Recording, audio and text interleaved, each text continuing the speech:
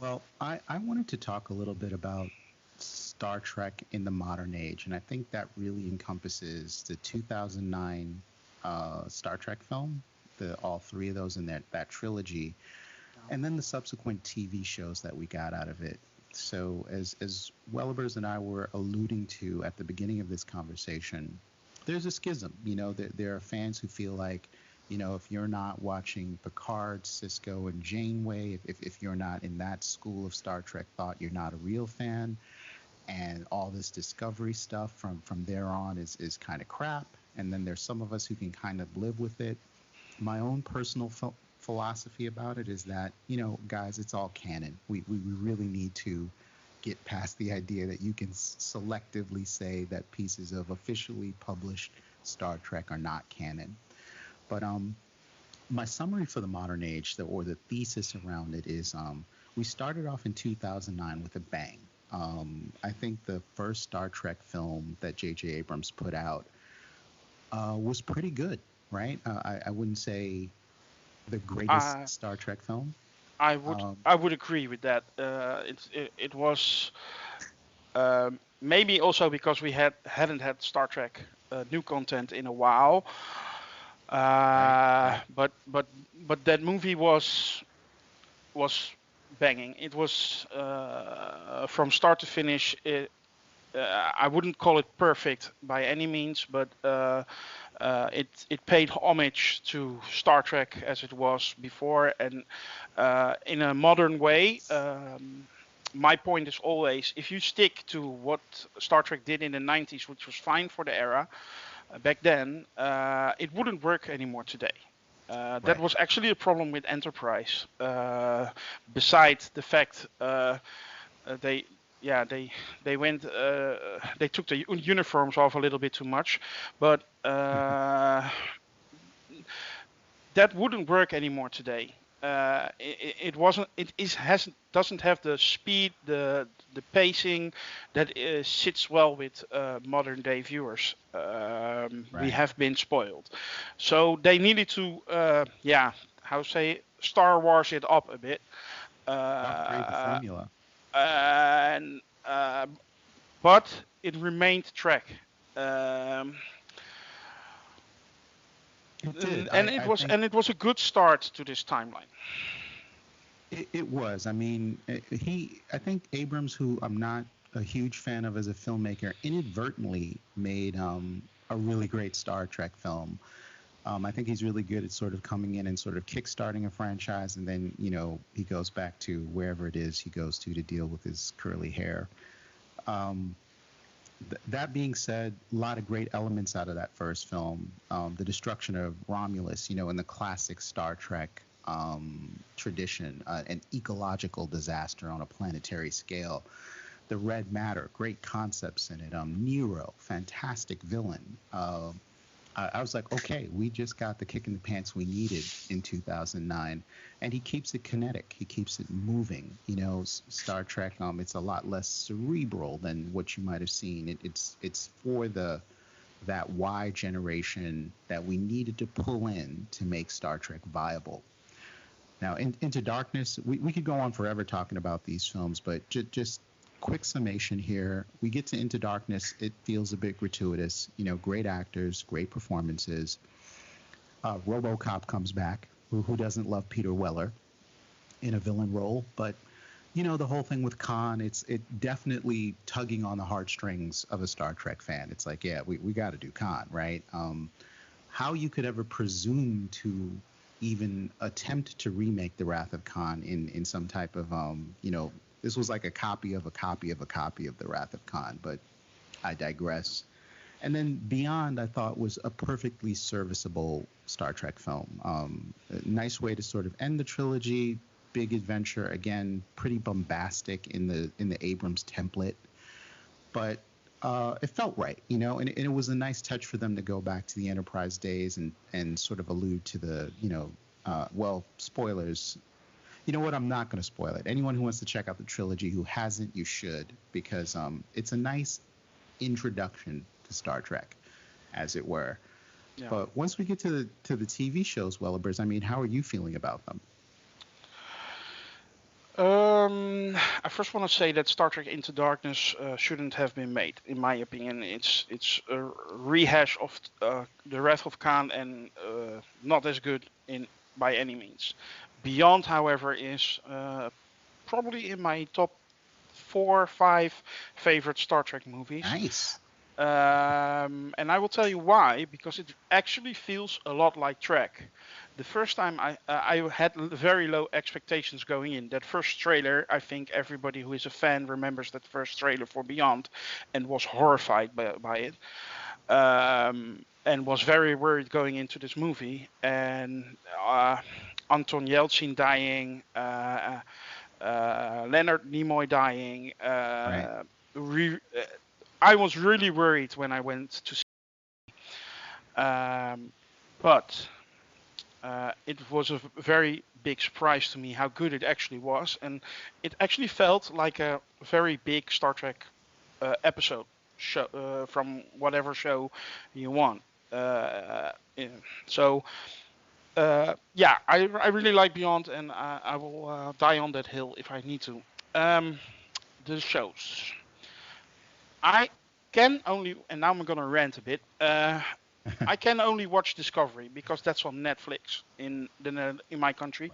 Right. It drops on Thursday, I think, in the United States on CBS All Access, and the next day it's available on Netflix in my country. The other show, Lower Decks, I would love to have seen it, but it's not available in my country. Picard, I would love to have seen it, but it's on Amazon Prime. Right. And I already have Netflix. I already have Disney Plus. If I take on another streaming service, it's not that expensive, but I rather wait until if there's more Star Trek content coming, I will definitely consider it. But I haven't seen Picard just yet. So I have tried to avoid spoilers. But it's the stupid thing is CBS All Access did a great thing with Discovery. They put it out in all countries in the world on Netflix a day later, and then with other shows, which originates from the same company, Paramount, CBS All Access, they put it on other streaming, forcing people outside of the United States to shop for streaming shows. Lower Decks they have not even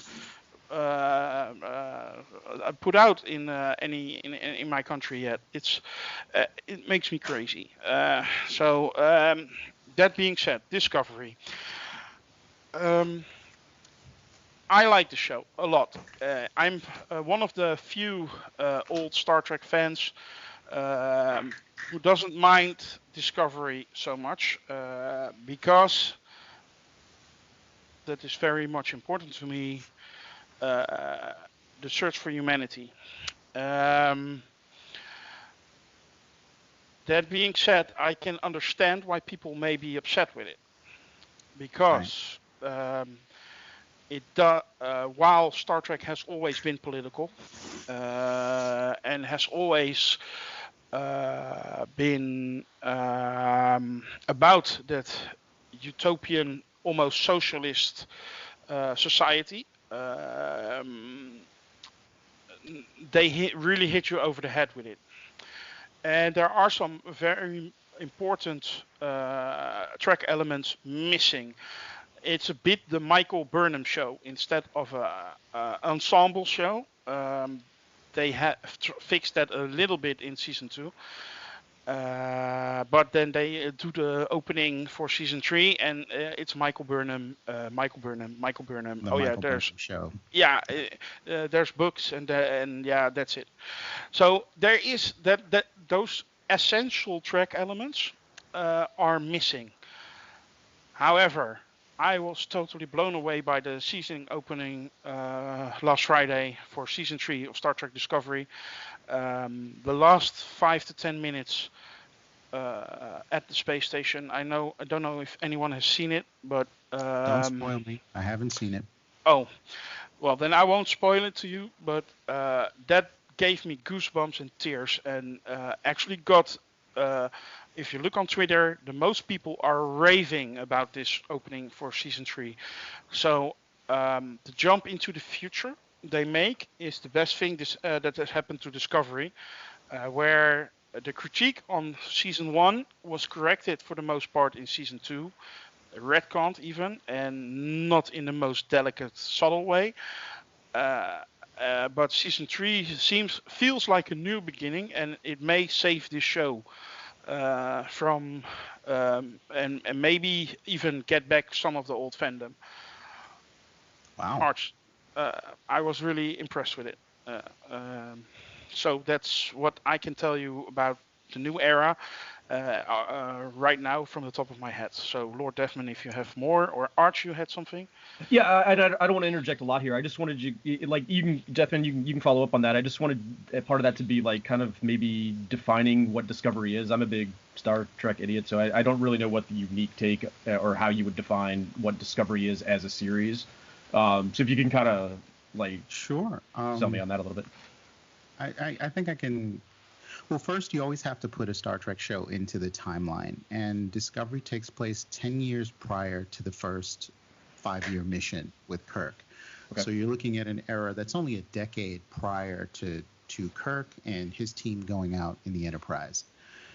And for a lot of fans, when you look at the production design of the original series versus the way Discovery looks, this is probably the number one gripe. They're like, well, Discovery looks like this is taking place like way in the future. And when you look back at the 60s show, there's a huge disagreement with regards to production design, right? So a lot of the fans kind of jump out of their skin and say, this isn't canon because Kirk didn't have holographic displays and he didn't have touch panels and he had a bunch of click switches. And, guys, I get it, and we can argue as fans about this endlessly. It's almost embarrassing. But production design is sort of endemic. It follows the style of the day. So guess what? They can't make a show that looks like it was made in the 1960s. It wouldn't be credible today. Wouldn't be able to draw in the audience that we kind of need to support it in those huge numbers. Oh, sorry. I'm sorry. Go ahead. No, I apologize. I didn't mean to butt in, but just really quickly for me, what it would mean to me is like if you were recasting an actor. To me, I think everybody just kind of gets it as an adult. You're aware this is the same character. You don't really worry too much that it doesn't look exactly like the same person, right? Right. To me, that's how I would fit that in, just personally. So I wouldn't really worry about stuff like that all that much. Of all my problems I had with Discovery in the first 2 seasons, and I didn't have a lot compared to others, the casting of Spock was the least of it. The guy did a good job, and I was totally acceptable as Spock. The beard was a nice touch, but he lost that also in the course of the season. I agree with Lord Deathman on the fact that the production design has to be modernized. Because if you make a show that actually predates the 1960s show and you give it the same look as the production design back then, nobody will watch it. Right. Nobody would watch it. So no. But continuing with Disco is really, it follows Michael Burnham, who is the first officer of the Discovery. We're sort of in a point where the Klingon Empire is fractured into clans, and the Federation has had conflict with them. I would classify it as skirmishes.